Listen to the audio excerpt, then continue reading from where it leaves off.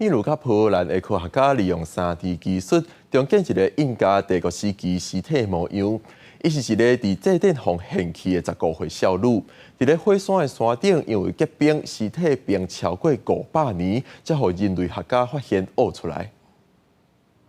甲白色的刀仔掀开，困真久的印加小女木乃伊胡安妮塔真面目将有公开啊！秘鲁甲波兰的科学家借助3D 的技术，重建伊伫5世纪进前的面貌。 28 years later, it's been done. It's been done in a magnificent way. I mean, she has this pensive look. That is made possible only by someone with great ability in this kind of work. 1995年，美国人类学家莱因哈德伫秘鲁的安第斯山脉附近的一座火山，发现互冰封大约500年的胡安妮塔。尽管天气互遗体保存甲真好，推测伊当时的年岁大约是14到15岁。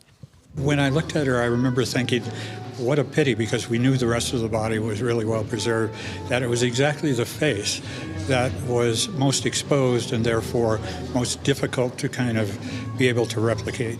经过20多年的努力，专家经由长针扫描甲3D 的技术，那重建胡安妮塔的外表，更加进一步了解伊的死因。 Y fue descubrir que la Juanita fue matada por golpe en la cabeza y podemos ver en la escanos de tomografía que la cabeza fue rompida por un golpe muy fuerte.